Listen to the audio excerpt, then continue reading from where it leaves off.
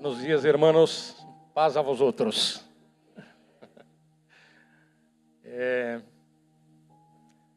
Mais uma vez agradeço ao Senhor pela oportunidade que me dá de poder estar aqui para poder compartilhar aquilo que é posto em meu coração e para compartilhar com a igreja. E estou seguro de que o Senhor vai falar aos nossos corações hoje, porque é algo precioso, algo maravilhoso, aquilo que o Senhor tem feito nesta comunidade, nesta congregação, na vida dos irmãos. Algum tempo atrás chegávamos aqui, quando começou, éramos pouca gente, e nós outros chegamos há quase 3 anos, mais ou menos. E hoje já vemos como o Senhor está prosperando este lugar, está sendo com que o povo esteja sendo tocado por la palavra, esteja recebendo a mensagem. E hoje quero estar compartilhando uma mensagem de um momento muito especial que passava em Israel, e um momento que passava que era um momento triste. Era um momento de idolatria, um momento de um rei malo. E, como sabemos, os reis começaram com Saul, Davi, Salomão, inúmeros reis. Isto o povo havia pedido para que fossem administrados, fossem cuidados pelos reis. E o povo normalmente seguia a religião do rei ou aquilo que o rei fazia. Hoje quero estar falando de um rei que ha sido conhecido como o pior rei que já pode ter existido em Israel, que existiu, e que é casado com uma princesa malíssima, terrível, e seu fim ha sido terrível. Alguns eu creio que já estão imaginando quem é, e está no livro de 1 Reis. Mas antes de ler, justamente queria falar um pouco deste rei. Este rei substituiu o rei Onri, era seu padre, e o rei chamava-se Acabe. O rei Acabe é um rei que casou-se, como eu disse, com esta mulher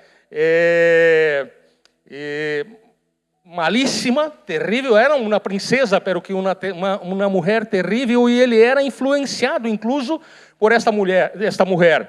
E fazia coisas malíssimas. E uma das coisas que ha hecho é que ha construído um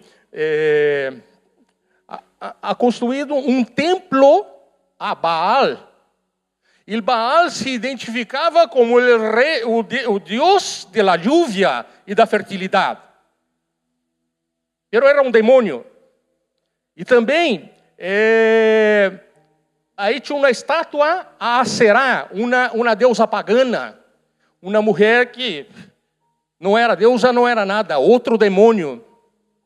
E esse rei e esta reina que governavam neste momento, então Deus levanta um homem que é a primeira vez que vemos seu relato, um profeta que não teníamos nenhuma informação antes, pero que o primeiro instante que vemos relatado na Bíblia, estou falando de Elias. Primeira vez, e está no livro de 1 de Reis, capítulo 17.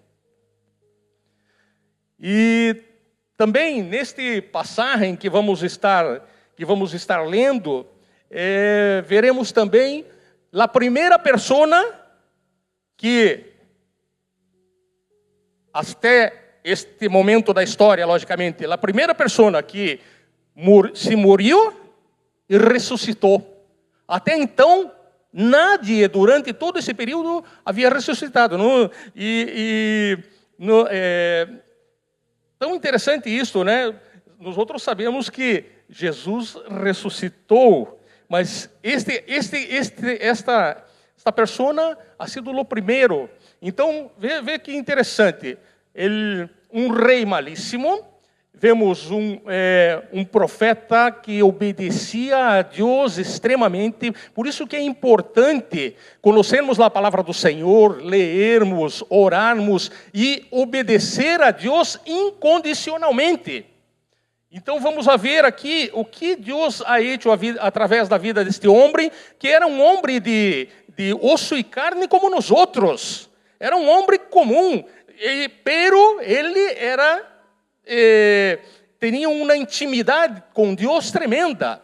Jamais, durante todo esse período aqui, vamos ver um momento que não que ele indagou a Deus, num momento em que ele habla com Deus por uma determinada situação, pero tudo que Deus mandava que ele fizera, ele fazia. É bastante interessante isto, e então Deus lhe usava de uma forma extraordinária. Então gostaria que pudesse acompanhar-me em 1 de Reis, capítulo 17. O tema que é posto aqui é Deus provê em meio de la sequia. E quero, em princípio, ler somente o versículo de número 1. Depois vamos estar lendo, vamos seguir até praticamente ao 24. Vamos estar discorrendo na palavra. Bueno, 1 de Reis, capítulo 17, versículo 1, nos diz: Entonces Elias Tisbita, que era de los moradores de Galaad, dijo a Acab: Vive Jeová, Deus de Israel, em cuya presença estou, que não habrá lluvia nem rocío em estes anos, sino por mi palavra. Amém? Cerre seus olhos. Padre Celestial, graças te damos, Senhor, por podermos estar em tu presença. Seguimos aqui, Senhor, adorando-te. Agora, Senhor, estamos com nossos ouvidos atentos a tu voz, Senhor. Queremos aprender mais de ti, pedimos para que hable aos nossos corações, as nossas vidas, Senhor. Em nome de Jesus, amém. Amém. Bueno, então, como já havia dito anteriormente, 1 de Reis, capítulo 17, marca o início do ministério profético de Elias em um dos tempos mais oscuros espiritualmente de Israel. A nação havia substituído a adoração ao Deus verdadeiro por el culto a Baal, supuesto Deus de la lluvia e la fertilidade. Em meio de la idolatria, corrupção, sequia, Deus levanta um homem para demonstrar uma verdade eterna. Quando todo falha, Deus sigue sendo fiel. Hoje vimos aqui muitas vezes sendo hablado que o Senhor é fiel. O Senhor cuida de nós outros. O Senhor está atento e sabe exatamente o que passa com cada um de nós outros. E basta que possamos esta confiança nele, estarmos confiando no Senhor, que Ele hará. Né? Se Deus é por nós outros, quem contra nós outros? Deus usa, neste passagem vamos ver que Deus usa a escassez, a prova e aún a pérdida para levar-nos a uma fé mais profunda e madura. A confiança absoluta em Deus ativa sua provisão sobrenatural. Aleluia. Glória a Deus. Agora, voltando aqui ao versículo 1. Imaginai, Deus levanta este homem com uma autoridade, e para ter uma autoridade espiritual, para poder chegar delante de um rei, como lhe é chegado, como se nós outros hoje fôramos ao nosso rei Felipe e falarmos e darmos de dedo em sua cara e tu estás fazendo isto e aquilo e não vai chover. Elias ha hecho isto com uma autoridade tremenda, alegado delante do rei, e lhe é dito, e sobre minha palavra, lógico, Deus havia posto em sua palavra e dito, olha, sobre minha palavra não vai chover. E na sequência da história, os animo a ler todo esse passagem, mas, todavia, vamos ver que se quedou 3 anos e meio sem lluvia.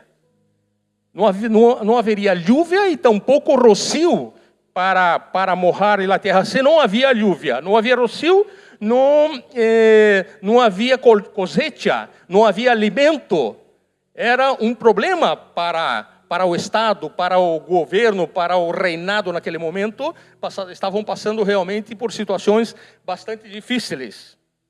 Então, vemos esse Elias, como é dito por la primeira vez, el tisbita, porque vem de Tesbi, sua cidade, e que obedeceu quando Deus ha dito para que for falar com Acabe, ha ido e ha dito, olha, não vai chover, né? Com autoridade, sem medo, sem perguntar a Deus, ou Deus, mas se me ligo delante do rei, pode mandar me matar. Não, simplesmente obedeceu e ha ido aí. Então, agora, Elias declara que não choveria senão por sua palavra. Este anúncio não era só climático, era espiritual. Porque Baal era considerado o Deus da lluvia. Pero Deus de Israel demonstra que Ele controla o céu, Ele controla a terra, Ele controla a história. Não há demônio nenhum que vai dizer que isto ou aquilo. Por quê? Porque o Senhor é quem tem a última palavra, é o Senhor é quem hace. Quando Deus cerra os céus, nenhum ídolo pode abri-lo. Amém? Bueno, como já he dicho,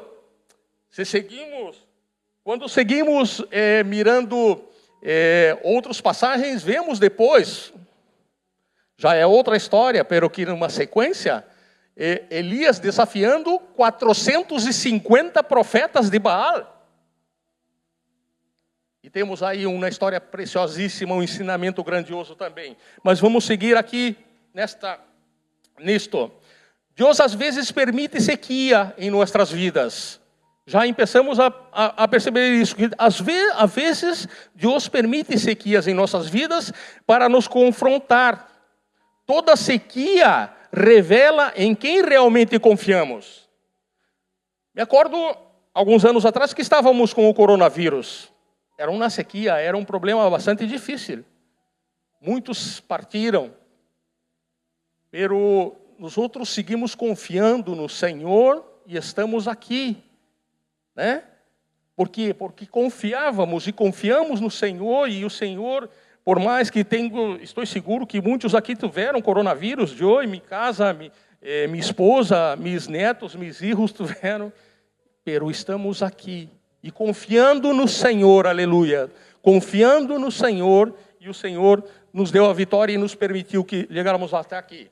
Bueno, e agora gostaria de ler, agora vamos ver a obediência em el arroio de Querite.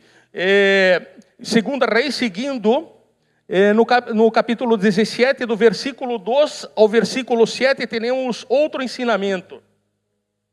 E vino a palavra de Jeová dizendo, aparta-te de aqui e vuelve al oriente, e esconde-te em el arroio de Querite, que está em frente ao Jordão. Beberás del arroio, e eu he mandado a los cuervos que te den ali de comer.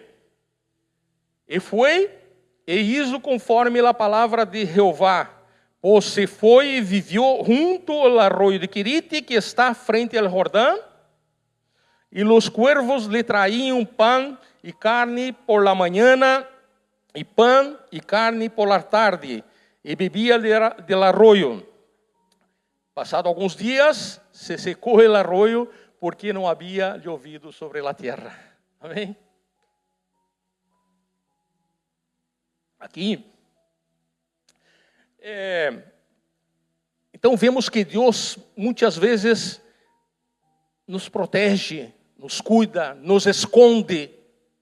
Como é esta situação, Deus manda com que Elias fuera e se escondera em el arroio de Querite, frente ao Jordão. Era um sítio onde provavelmente não está bem relatado, pero que quizá houvera uma cueva, um lugar muito escondido, que nadie ele encontraria neste sítio, neste lugar. E que é interessante, Deus usava cuervos para alimentar-lhe. Então, Deus mandava que os cuervos trouxeram tanto por la manhã quanto por la tarde carne e pão. Que interessante isto, né? E não é a primeira vez que Deus usa animais. Tem inúmeras outras passagens. Tem de Jonás, que é usado um peixe para engolir a Jonás. Temos uma jumenta que falava com um profeta, que era Balaão. Então, temos inúmeras passagens, né? Essa jumenta que falava era em Números 22, do 28 ao 30, uma jumenta falou literalmente. Ela via um anjo e ele profeta que era desobediente, não o via. Bueno, mas voltando a nossa história. Então, Deus envia Elias ao arroio de Querite. Como já dito anteriormente, Elias nem perguntou por quê, se estou aqui, né? Mas logicamente que Deus mesmo sabia que ele ia ser perseguido pelo rei Acabe e por a endemoniada da mulher dele, Jezabel, né? E vão persegui-lo. Então, se Deus lhe esconde por um período de tempo, por um momento, e ele, o que faz? Obedece. E vai aí e obedece. E permanece aí bebendo del arroio. Ele bebe del arroio e os cuervos lhe alimentam, lhe trazem o alimento tanto por la manhã quanto por la tarde. Então vemos a obediência em el arroio de Querite. Deus envia Elias ao arroio de Querite e ali ocorre algo poderoso. Deus lhe esconde, como já disse anteriormente. Deus lo alimenta com cuervos e Deus permite que o arroio se seque. Ele poderia criticar a Deus e dizer: agora estou bem aqui, estou tranquilo, estou sendo alimentado, estou sobrevivendo, tenho comida, tenho água, e de repente o arroio se seca. Isto nos ensina que muitas vezes Deus permite com que se sequem arroios em nossa vida.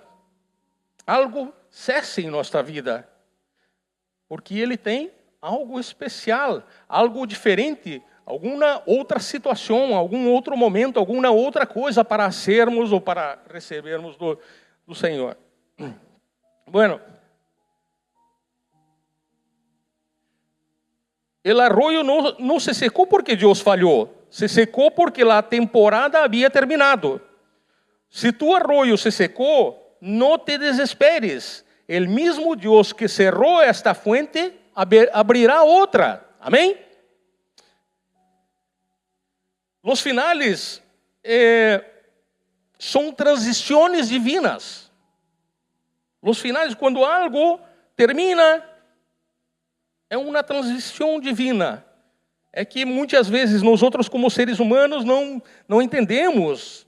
Choramos, nos desesperamos com algumas coisas que passam, pelo que se teremos um pouco de paciência e aguardar e confiar no Senhor e obedecer a sua palavra, Ele vai nos dar a vitória. Ele é que vai nos dar a vitória nessas mudanças, nesses câmbios. Muitas vezes lhe oramos por arroios secos, sem entender que Deus está preparando uma nova etapa. Se tu arroio se secou, não é o final, pode ser a direção de Deus. Amém? Bueno, só um comentário a respeito de los cuervos, né?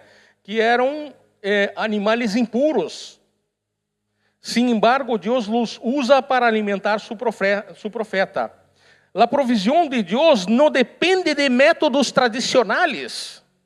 Ele pode usar lo inesperado para sustener. Ou seja, Deus usa quem Ele quer e como Ele quer.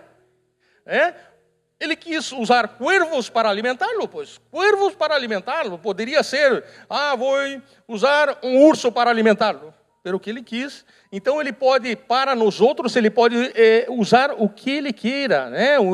O inesperado não importa o que. Ele é quem domina. Ele que tem o controle de toda a situação e de toda a terra.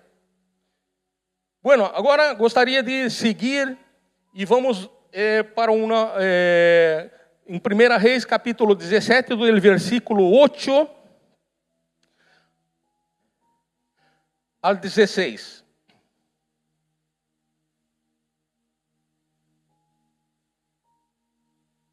Elias e a viúva de Sarepta. Vino luego a ele palavra de Jeová, dizendo: levanta-te, vete a Sarepta de Sidom, e mora ali, e aqui eu he dado ordem ali a uma mulher viúva que te sustente. Então ele se levantou e se foi a Sarepta. E quando chegou à porta da cidade, e aqui uma mulher viúva que estava ali recorrendo lenha, e ele la chamou e lhe disse: te ruego que me traigas pouco de água e vaso para que beba. E indo ela para traérsela, ele la volvió a chamar e lhe disse: te ruego que me traigas também bocado de pão em tu mano. E ela respondeu: vive Jeová tu Deus, que não tenho pão cocido, solamente punhado de harina tenho em la tinaja e pouco de azeite e uma vasija. E agora recorria 2 lenhos para entrar e prepará-lo para mim e para meu filho, para que lo comamos e nos deixemos morir. Elias lhe disse: não tenhas temor. Ve, haz como has dicho, pero hazme a mí primeiro de ello uma pequena torta cocida debaixo de la ceniza e tráeme-la. E depois harás para ti e para tu hijo. Porque Jeová, Deus de Israel, ha dicho assim: la harina de la tinaja não escasseará, nem el azeite de la vasija diminuirá, hasta el dia em que Jeová haga llover sobre a faz de la tierra. Então ela foi e hizo como dijo Elias. E como Elias, e comió ele e ela e sua casa muitos dias. E a harina de la tinaja não escasseou, nem o azeite de la vasija menguou, conforme a palavra que Jeová havia dito por Elias. Aleluia. Glória a Deus. Bueno, Deus envia então Elias a Sarepta, território gentil. Aqui é interessante, mais uma vez vemos Elias obedecendo. Sarepta era fora de Israel, distava mais ou menos uns 150 quilômetros, que são pouco mais, para de onde ele estava, do arroio de Querite, a Sarepta, fora da cidade, num lugar de los gentios, não era Israel. E ele simplesmente segue aí, obedecendo ao Senhor, porque sabia que o Senhor teria algo a ser neste lugar, e não sabia exatamente o que era, pero obediente, caminhando, indo e chegando. E o que é mais interessante é que o Senhor lhe diz assim: eu ordenei uma viúva para que te sustente, para que te alimente. E aqui vemos que as viúvas eram uma classe social de las mais baixas que havia, porque elas normalmente não trabalhavam. Quem trabalhavam eram os maridos, e se tiver um filho maior, o filho lhe sustentaria. Neste caso, ela não teria, ela tinha um filho, pero que era um ninho, e seu marido havia morto. Então, eu mesmo perguntei, mas como Elias detectou que ela era uma viúva? Porque justamente na porta da cidade, ele se encontra com aquela mulher recorrendo dos lenhos, e justamente aí. Porque se ela não fora viúva, quem estaria recorrendo lenha seguramente seria ou seu filho ou seu marido, que estaria sustentando a casa, que estaria cuidando da família. Pero neste caso, ela estava aí recorrendo lenho e elas passavam situações muito difíceis e chegavam incluso nestes dias até pedir limosnas, porque dependiam da ajuda de pessoas. Elas não podiam, não tinham condições de se manter. Era muito difícil neste momento da história. Pero ali, então, Deus disse, eu ordenei uma viúva que te sustente. Elias, caladito, vai aí, e já ao chegar, e ao detectar, e ao ver esta mulher, pois, tu, por favor, me trazes um vaso de água. E a mulher imediatamente também obedecendo. É interessante isto. E era uma mulher gentil, não era de Israel. E sai para ir recorrer. E Elias, espera só mais um minuto. Me traz também um troço de pão. E daí a mulher, aí neste momento a mulher diz, vive tu, Deus, que, mira, eu estou aqui recorrendo dos lenhos, e em casa, o único que tenho é numa tinaja, um bocadito de harina. Na vasilha tenho um pouquinho de azeite.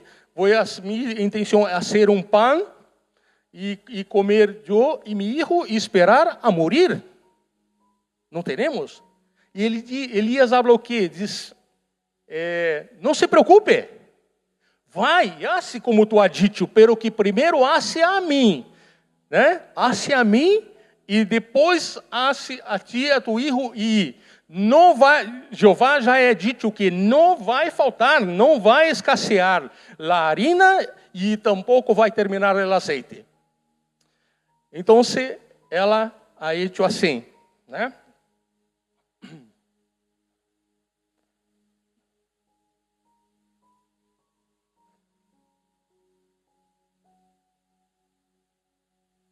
Aqui vemos, então, três coisas, só para afirmar, aqui vemos três coisas surpreendentes. Deus envia seu profeta fora de Israel, escolhe uma viúva, como já he dito, e ela está em extrema pobreza. Humanamente, era o pior lugar para buscar provisão. Com os olhos humanos, onde vou buscar provisão? Pero espiritualmente era o lugar perfeito para manifestar o milagre. Aleluia. Amém? E houve um ato de fé aí. A viúva só tinha um pouco de harina e azeite para a última comida. E Elias disse, haz-me primeiro a mim. Não era egoísmo, era um princípio espiritual. Quando ponemos a Deus em primeiro lugar, lo pouco se multiplica. Aleluia. Amém? Acorda-te sempre disso, irmão.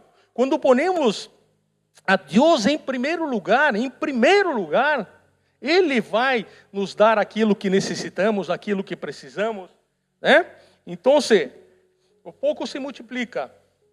A harina não se escasseou, houve um milagre, a harina não se escasseou, o azeite não diminuiu, dia tras dia provisão suficiente. Aqui também é outra coisa interessante, que Deus poderia ter llenado seu graneiro de harina, muito azeite também em botelhas e coisas assim, em vasilhas, pero não. Deus, a cada dia, Ele ia suprindo.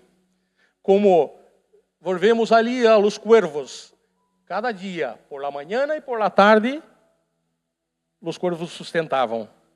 Cada dia, Deus, a mulher preparava comida e não tinha em abundância, pero não faltava. E como já he dito, se quedou 3 anos e meio sem chover, sem produzir nada. Mira o milagre. Mira aquilo que o Senhor ha hecho. Que coisa mais tremenda, né? Que não acabou, não se escasseou, mas aí não diminuiu. Dia tras dia, uma provisão suficiente. Deus nem sempre, como já he dito, nem sempre llena graneros, pero nunca deixa vaciar a mesa. Amém?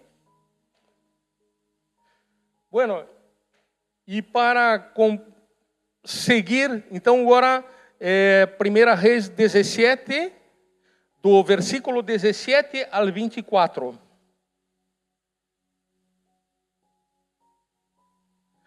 Depois destas coisas, aconteceu que caiu enfermo el hijo del ama de la casa. E a enfermidade foi tão grave que não quedou en ele aliento. E ela dijo a Elias: que tenho eu contigo, varão de Deus? Has venido a mim para trazer a memória mis iniquidades e para hacer morir a mi hijo? Ele lhe dijo: dame cá tu hijo. Entonces, ele lo tomou de su regazo e lo levou ao aposento donde ele estava e lo puso sobre su cama e clamando a Jeová dijo: Jeová, Dios mío, aún a la viuda em cuya casa estou hospedado has afligido, haciendo morir su hijo? E se tendió sobre el niño 3 vezes e clamou a Jeová e dijo: Jeová, Dios mío, te ruego que hagas volver a alma a este niño. A él, Jeová oyó la voz de Elías e el alma del niño volvió a él y revivió. Amén. Tomando luego Elías al niño, lo trajo del aposento a la casa y lo dijo a su madre.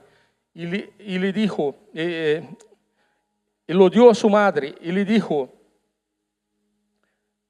Elías: mira, tu hijo vive. Entonces la mujer dijo a Elías: ahora conozco que tú eres varón de Dios y que la palabra de Jehová es verdad en tu boca.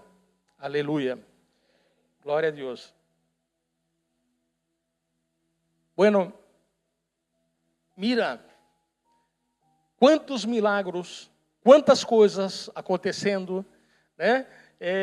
O sustento do profeta, o sustento da mulher.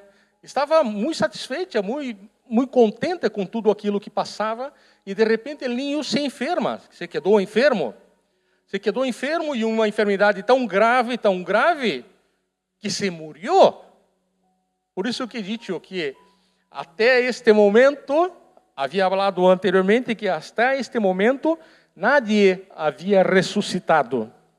Nadie havia ressuscitado. Né? E então, a mulher está naturalmente enfadada, falando: homem de Deus, tu vienes a minha casa, a ser com que Deus se acuerde de mis iniquidades, de mis pecados, de mis errores e mate a meu filho. Ou seja, está culpando a Elias nesta situação, né? Porque é natural de uma madre que cuida de seus filhos, que está aí cuidando, que está, né, protegendo, e de repente, para ela talvez tenha passado por sua mente, para nós outros seria bueno então termos morto já lá no começo, quando começou todo, quando teníamos apenas um bocado de pão e moriríamos e pronto, pero que agora que temos uma esperança, agora que estamos bem, agora que estamos nos alimentando, agora que não nos falta nada, de repente meu filho se muere. Então imagina o desespero desta mulher. Creio eu, porque estava com o ninho em seu regaço, estava quizá chilhando com ele profeta. Nós outros estamos aqui falando normal, mas quizá estava aí desesperada, falando com ele profeta. O profeta lo corre em seus braços e que hace? Sale daquele sítio onde estava. porque naquele sítio onde estava, a mulher estava muito desesperada, muito nerviosa, muito triste, né, com toda aquela situação, pero que ele corre o ninho e vai a seu aposento, vai à sua habitação, tende o ninho aí.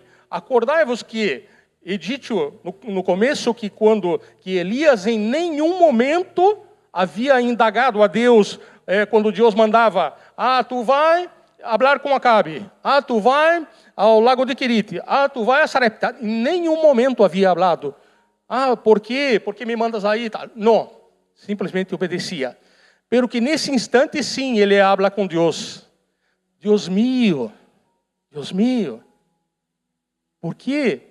Esta mulher me atendeu, me recebeu em sua casa, me hospedou, hemos estado juntos, me respeitou, me obedeceu quando eu lhe pedi as coisas, me traía, e de repente o Senhor tirar a vida de seu filho. Só neste momento Elias habla com Deus assim como, por que haces isto? Pero aí vemos que esta intimidade, por isso que havia falado desta intimidade que temos que ter com Deus, porque só uma pessoa que tem uma intimidade muito grande, porque ele intercedeu de uma maneira extraordinária, pois o ninho aí se deitou sobre o ninho 3 vezes, intensamente orando, Padre, por que isto? Por favor, hace com que a alma deste ninho vuelva. E o que aconteceu? El milagro, aleluia. A primeira vez que alguém ressuscitou, como eu disse anteriormente. Que bendição, irmãos. Que bendição, mas que tudo isto por quê? Por la obediência, por la relação íntima com Deus, por o amor que tinha por Deus. E Deus lhe ouviu, a palavra nos diz que Deus lhe ouviu e hecho com que este ninho volvera à vida. Então ele vai e entrega a mulher. E a mulher diz, agora sim, sei que tu eres um homem de Deus. Mas já tinha visto milagres anteriores, já tinha visto aí que não faltava larina, não faltava azeite, estava... Pero que agora sim, né? Agora é como se ela conhecera de ouvir falar de Deus. Pero agora não, agora ela conhece a Deus. Agora ela tem Deus com ela, ela sabe que o Deus de Elias é seu Deus também. Amém? Dá para ver isto, que tremendo, né? Bueno, então, aqui, vida em meio de la morte, recapitulando, el hijo de la viuda muere, depois del milagro de provisión, llega uma prova maior. Isto nos ensina algo profundo. Nos milagros passados, não nos eximes de futuras provas. O que quer dizer com isto? Bueno, eles haviam tido o milagro de la comida, né? Pero isto ha passado comigo também. Creio que talvez tenha passado com alguém aqui também. Eu no ano de 2014, eu já havia comentado aqui, he tenido câncer de rinhão. E para mim pensava que me ia morrer. E graças a Deus, confiando no Senhor, Ele me sanou. Me sacaram um rinhão, tenho um no solo que funciona de maravilha, um campeão. Pero uma questão de 1 ano ou 2 anos atrás, estávamos tudo bem, com o nosso trabalho, com nossas vidas, tudo tranquilo, vivendo normalmente, pero meu yerno caiu enfermo, com câncer. Aquilo já abate, pero seguimos confiando no Senhor e orando e pedindo ao Senhor. Logo em seguida, meu filho. Logo em seguida, minha nuera. Então tivemos 3 casos muito fortes. E aquilo realmente estremece um pouco a pessoa. Pero que teremos que seguir confiando no Senhor e para a honra e glória do Senhor, todos eles estão sarados. Amém? Glória a Deus, é maravilhoso confiar no Senhor. Lógico, somos seres humanos e podemos balançar um pouco, podemos nos entristecer, nos abater, mas o Senhor é quem tem a última palavra. É Ele quem tem, amém? Glória a Deus. Então, por isso que digo, milagros passados não nos eximem de futuras provas. Elias toma o ninho, lo leva ao aposento alto. A batalha espiritual requer intimidade com Deus, como já he dito. Elias ora intensamente e o ninho vuelve a vida. Deus não só provê pão. Deus não só provê pão. Deus também restaura vidas. Quando tudo parece perdido, a intercessão pode trazer ressurreição. Donde há morte emocional, espiritual ou familiar, em qualquer sítio, o que está morto em tus manos pode reviver em las manos de Deus. Pensa nisto. Deus aún tem a última palavra. Irmão, irmã, talvez hoje esteja vivendo uma sequia financeira. Não sei como está a tua vida. Um arroio seco, uma escassez emocional, uma situação que parece morte.